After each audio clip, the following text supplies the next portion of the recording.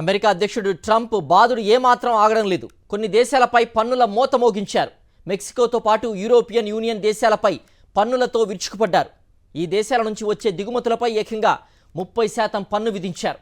దీంతో మరోసారి tax war మొదలైనట్లయింది.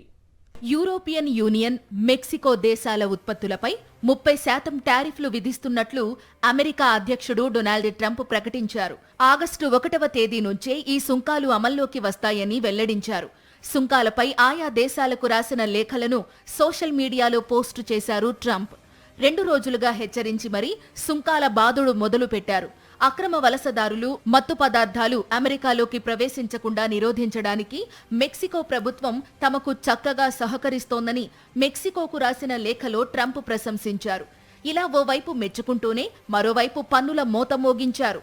మత్తు పదార్థాల నియంత్రణకు మరింత కృషి చేయాల్సిన అవసరం ఉందని మెక్సికో ప్రభుత్వానికి సూచించిన అమెరికా అధ్యక్షుడు ఈయూతో అమెరికాకు వాణిజ్య లోటు ఉందని, ఇది తమ జాతీయ భద్రతకు ముప్పేనని తేల్చి చెప్పారు.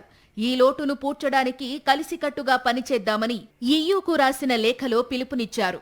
అమెరికా ఉత్పత్తులపై ఈయూ దేశాలు అధికంగా టారిఫ్లు విధిస్తున్నాయని ట్రంప్ అసంతృప్తి వ్యక్తం చేశారు.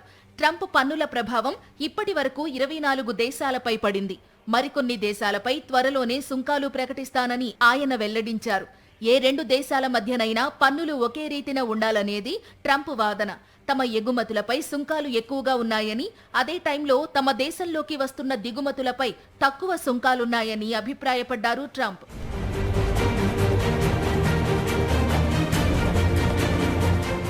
ఈ అసమానతలు తొలగించేందుకు తాను ప్రయత్నిస్తున్నానని తెలిపిన ట్రంప్ యూరోపియన్ యూనియన్లో సెటిల్ అయిన వాహన, ఔషధ, వైద్య పరికరాల కంపెనీల్ని తిరిగి అమెరికాకు తీసుకొచ్చేందుకు ప్రయత్నిస్తున్నట్టు కనిపిస్తోంది. మరోవైపు ట్రంప్ చర్యకు ప్రతిచర్యగా యూరోపియన్ దేశాలు కూడా అమెరికా ఎగుమతులపై పన్నులు పెంచే అవకాశం ఉంది. యూరోపియన్ యూనియన్ దేశాల నుంచి అమెరికాకు ఔషధాలు, మద్యం, వైద్య పరికరాలు, రసాయనాలు, కార్లు ఎక్కువగా దిగుమతి అవుతున్నాయి. త్వరలోనే అమెరికాలో ఈ రేట్లు భారీగా పెరిగే అవకాశాలు కనిపిస్తున్నాయి.